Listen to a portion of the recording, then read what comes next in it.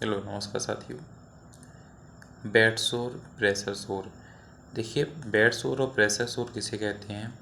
जब कोई स्किन में घाव बन जाता है या कोई वुंड बन जाता है, उसको हम अल्सर या सोर या इंजरी कहते हैं।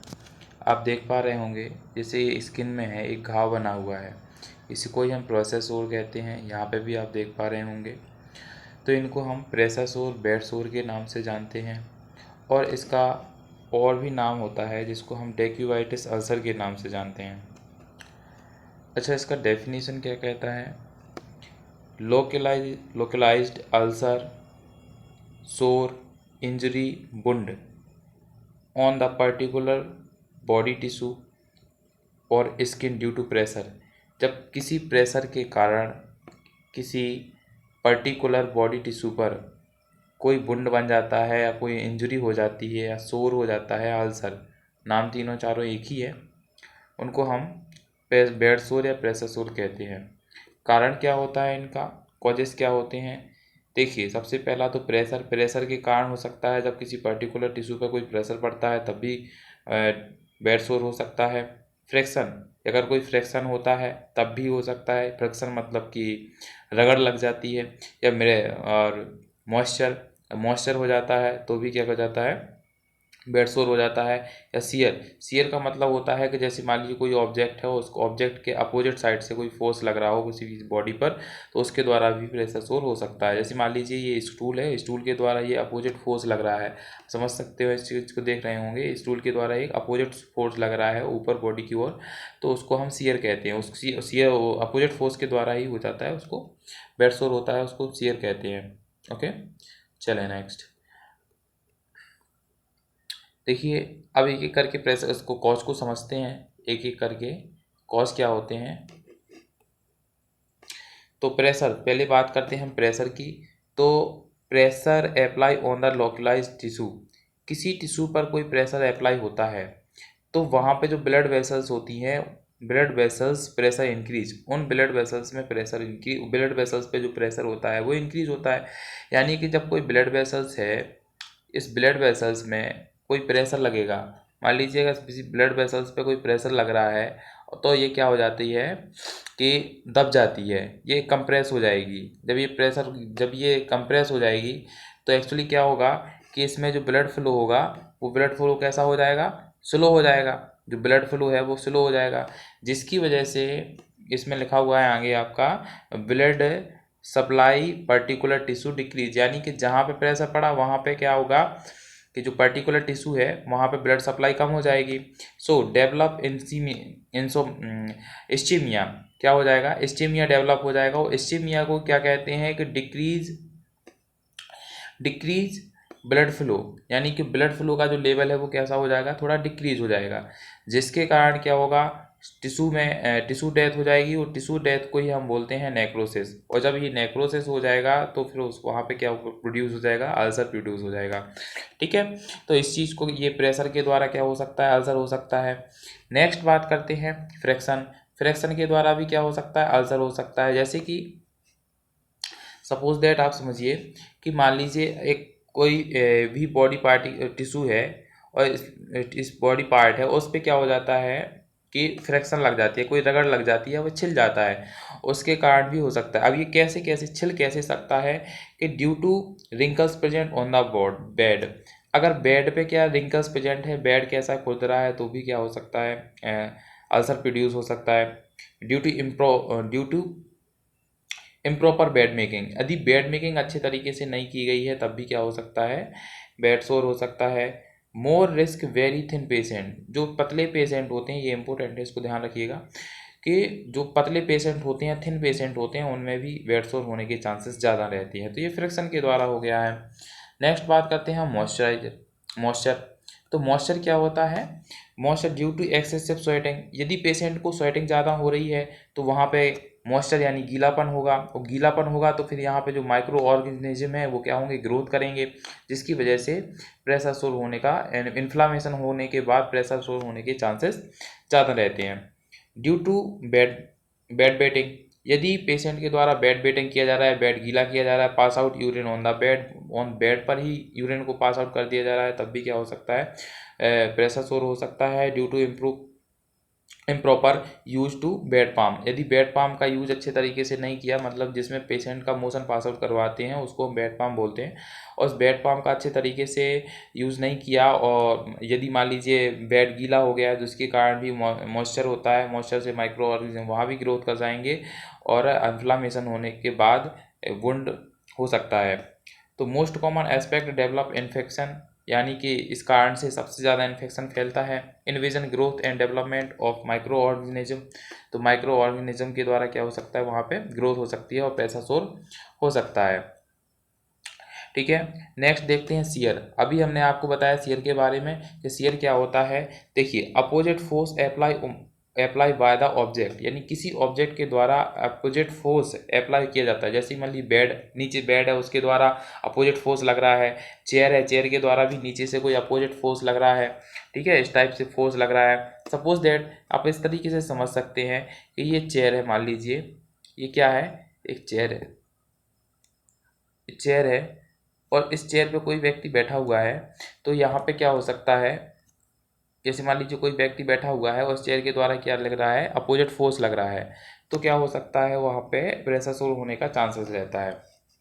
ओके, नेक्स्ट है आपका नोट है ये, most common risk obeys person. Obeys person की मान लीजिए बहुत ज़्यादा मोटा है कोई पर्सन, या फिर बहुत ज़्यादा वेटेज पर्सन है जिसका वेट बहुत ज़्यादा है, उसमें भी हो सकता है। थिन पेशेंट में भी हो सकता है, पतला पेशेंट, सिटिंग या स्टैंडिंग इन लॉन्ग टाइम, यानी लंबे समय तक वो बैठा हुआ है या फिर स्टैंडिंग कंडीशन में है, तो उसकी वजह से भी हो सकता है।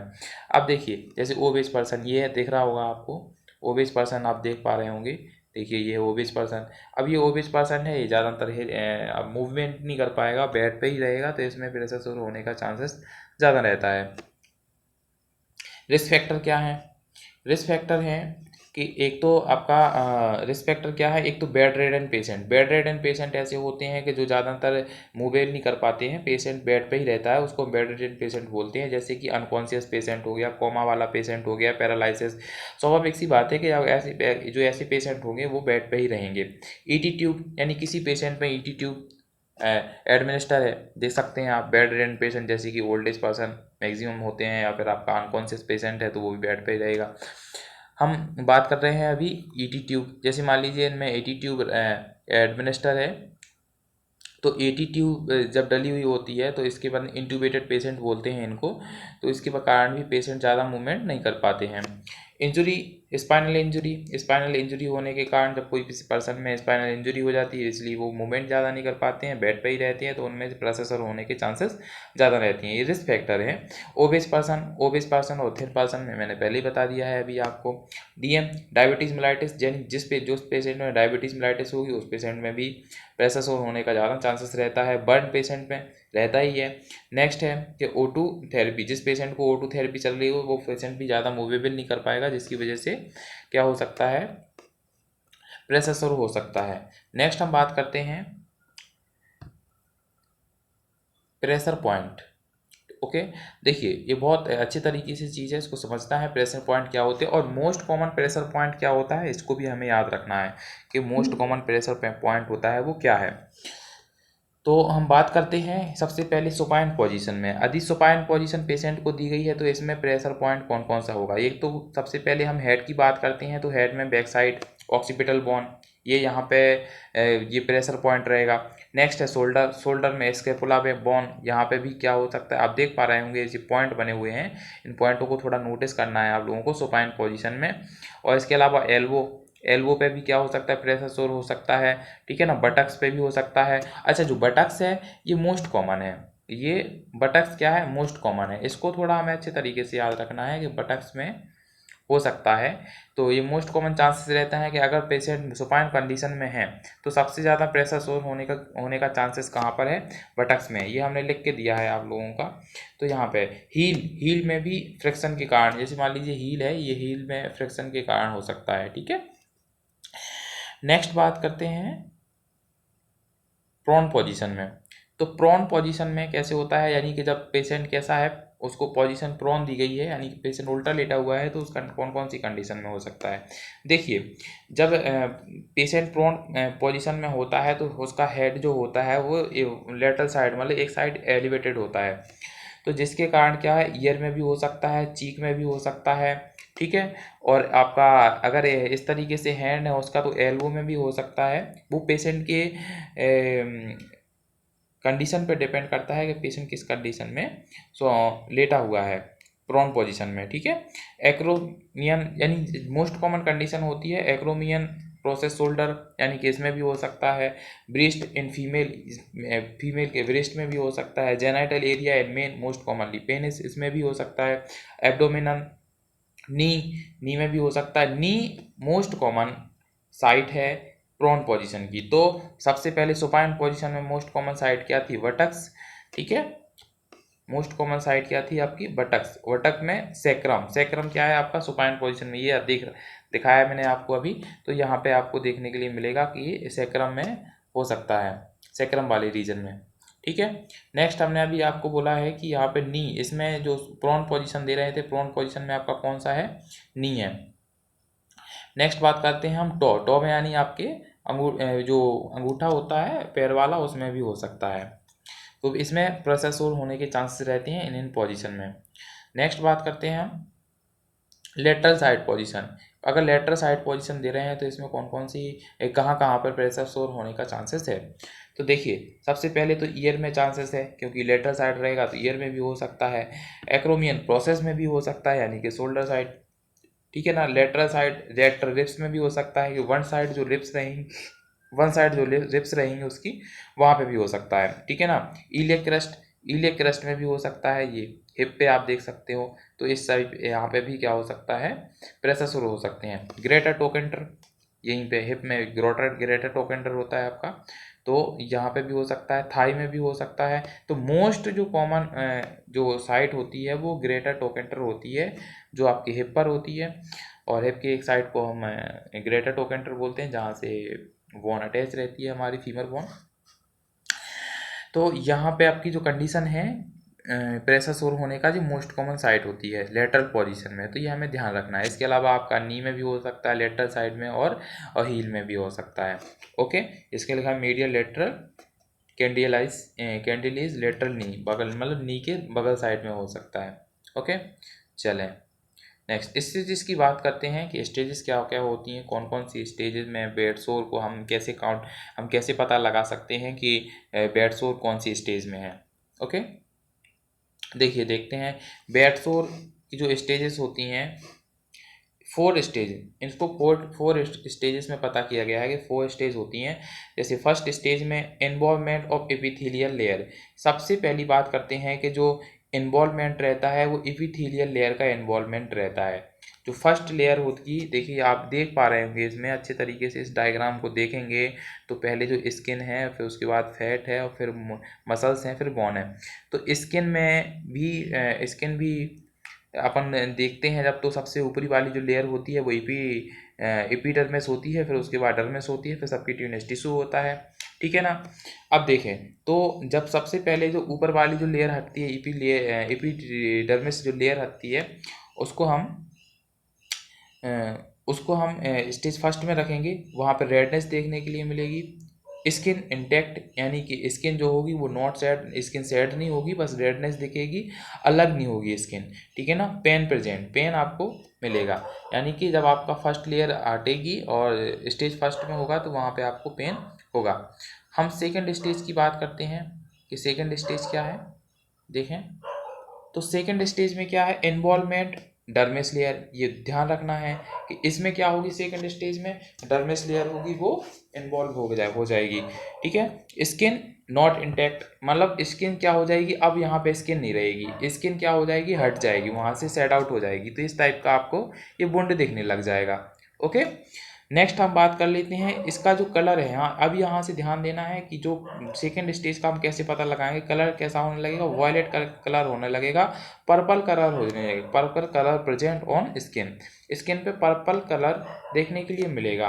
ब्लूइश डिस्कलरेशन, या फिर पर्पल कलर इस तरीके से भी समझ सकते हैं, bluish discoloration on the skin, skin में क्या होगी, ब्लू ब्लू प्रकार का डिस्कलरेशन मिल जाएगा। ओके।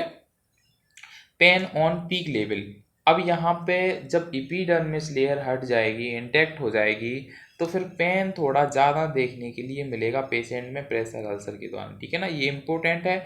इम्पोर्टेंट ये है कि इस स्टेज में ब्लिस्टर फॉर्मेशन हो सकता है, मतलब देखिए आप यहाँ देख पा रहे होंगे, यहाँ पे ब्लिस्टर बन गया है, ठीक है। और ब्लिस्टर टाइप का बन जाता है, मतलब कि फूल जाती है स्किन, उसके अंदर पानी टाइप का भर जाता है। ओके, तो वो ब्लिस्टर फॉर्मेशन स्टेज होती है।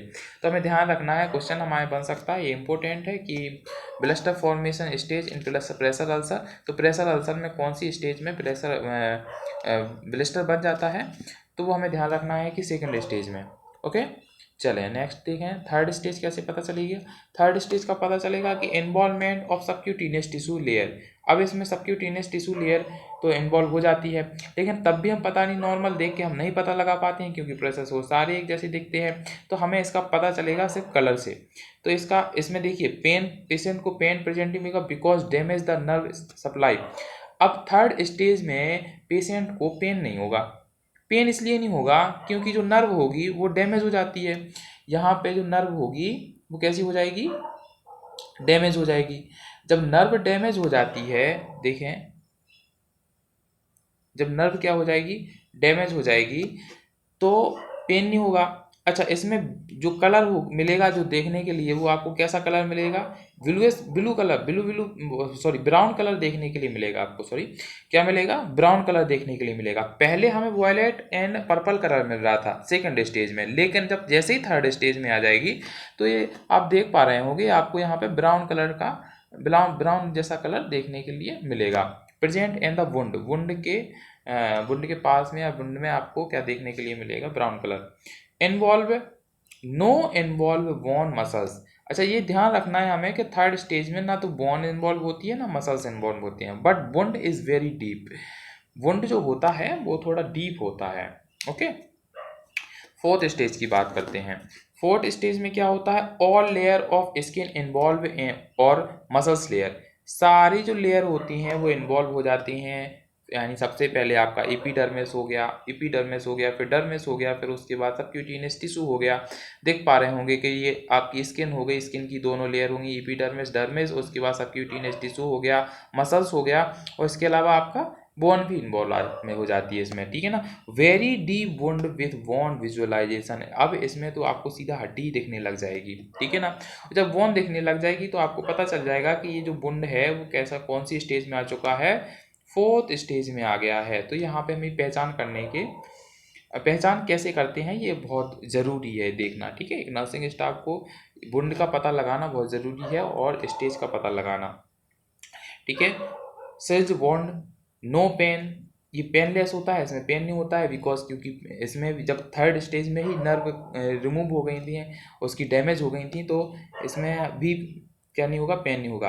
अच्छा, एक चीज़ और देखने के लिए, इसमें पस प्रेजेंट मिलेगी देखने के लिए, ठीक है। ओके, क्या मिलेगा देखने के लिए, पस देखने के लिए मिलेगी इसमें। ओके, पस present can be seen in wound, wound में क्या मिल जाएगी आपको, पस देखने के लिए मिल जाएगी। ओके, चलें यहाँ से हम नेक्स्ट वीडियो में देखेंगे कि इसके नेक्स्ट क्या है, इसके प्रिवेंशन क्या होते हैं, इसके मैनेजमेंट क्या होते हैं। हम प्रेशर सोर के बारे में चलेंगे, और प्रेशर सोर का पता कौन सी स्किल के द्वारा लगाते हैं, कौन सी स्किल होती है उस स्किल के द्वारा पता लगाते हैं। तो वीडियो अच्छा लगा हो तो आप कृपया करके लाइक, शेयर, सब्सक्राइब, कमेंट सब करें, और जिससे भी स्टूडेंट को जिस टॉपिक पर वीडियो चाहिए तो कृपया करके कमेंट में डालें, हम आपके अनुसार ही वीडियो को मेक करेंगे। Okay, thank you.